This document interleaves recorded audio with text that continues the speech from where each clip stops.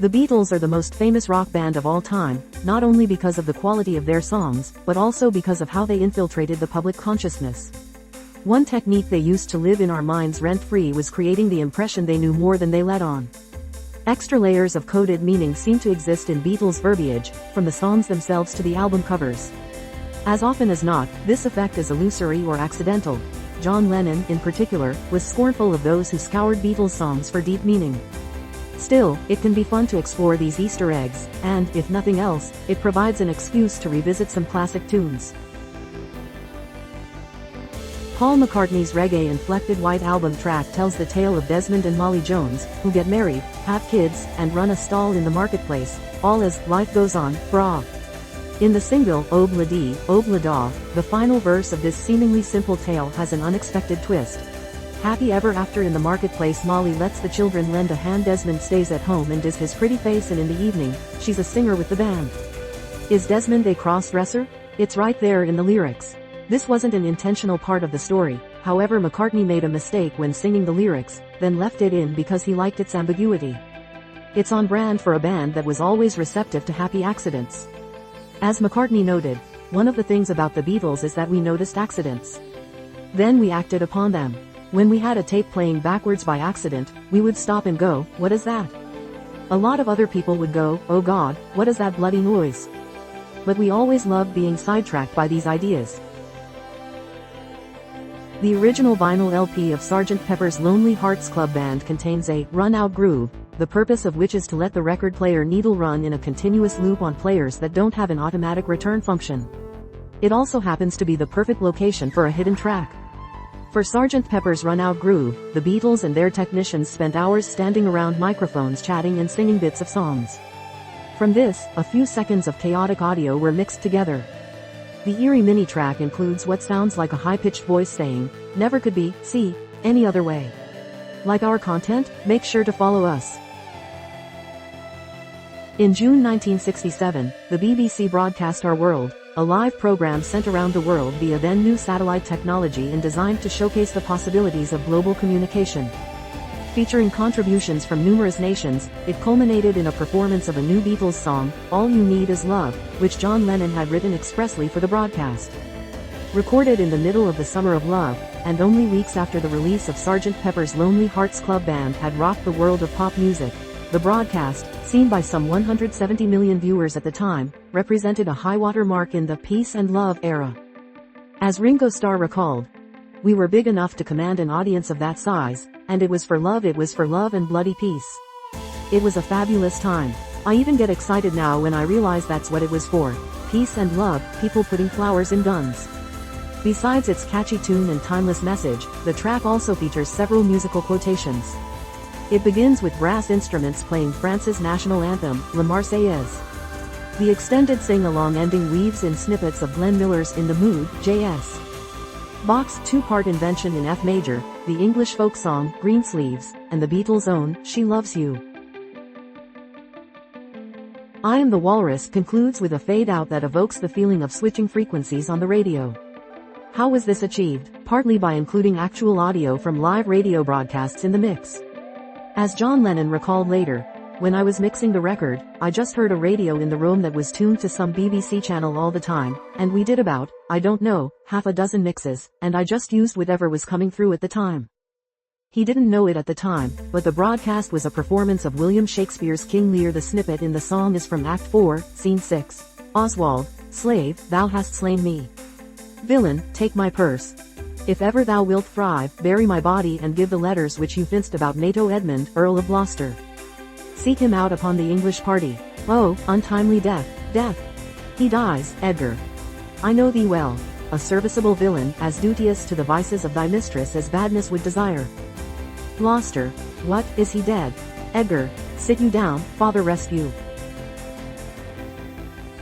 John Lennon found it amusing that fans, and even scholars, would pick apart Beatles lyrics for hidden meaning, and he sometimes wrote deliberate nonsense just to thwart their efforts. In the White Album track Glass Onion, Lennon takes a different tack. Rather than writing nonsense, he deliberately references earlier songs, slyly hinting that there are, in fact, hidden meanings. But it's all tongue-in-cheek. Another way to, in modern parlance, troll his fans. I told you about strawberry fields, you know, the place where nothing is real. Well, here's another place you can go where everything flows. I told you about the walrus and me. Man, you know that we're as close as can be. Manuel, here's another clue for you, all the walrus was Paul. I told you about the fool on the hill, I tell you, man, he's living there still. Well, here's another place you can listen to me. Happiness is a Warm Gun is one of the more inscrutable tracks in the Beatles catalog, and these lyrics are particularly difficult to parse. The man in the crowd with the multicolored mirrors on his hobnail boots, lying with his eyes while his hands are busy working overtime, a soap impression of his wife which he ate and donated to the National Trust. Although the song is mostly a John Lennon creation, Beatles press agent Derek Taylor assisted with the lyrics. The man with mirrors on his boots refers to a man Taylor read about in the news, who had been arrested for using such mirrors to look up women's skirts as for the donation to the National Trust. Taylor recalls, the eating of something and then donating it to the National Trust came from a conversation we'd had about the horrors of walking in public spaces on Merseyside, where you were always coming across the evidence of people having crapped behind bushes and in old air raid shelters. So to donate what you've eaten to the National Trust was what would now be known as defecation on common land owned by the National Trust. The 1966 album Revolver marks a shift not only in the kind of music the Beatles made, but in the kind of drugs they were using.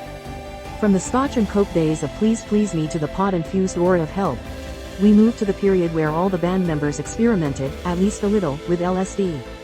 You can hear it in the psychedelic stylings of songs like Tomorrow Never Knows and She Said She Said. The latter, in fact, is a veiled account of a Los Angeles party in which John Lennon was tripping and got freaked out by actor Peter Fonda.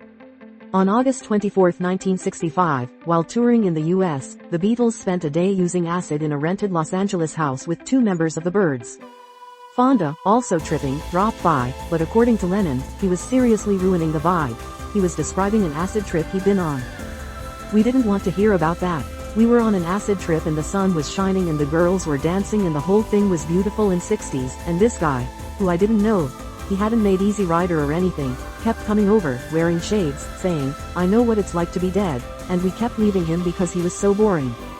For his part, Fonda said he was trying to reassure George Harrison, who appeared frightened by the experience. I told him there was nothing to be afraid of and that all he needed to do was relax. I said that I knew what it was like to be dead because when I was 10 years old I'd accidentally shot myself in the stomach and my heart stopped beating 3 times while I was on the operating table because I'd lost so much blood. The song was originally called He Said, but Lennon did a gender swap for the final version. On August 27, 1967, the Beatles' manager Brian Epstein passed unexpectedly. For the band members, who had relied on him not only to handle their business affairs but also to be a sort of father figure and guiding light, it left them adrift in uncharted waters. The band set up a new business wing, Apple Corps, but it was a mess that hemorrhaged money.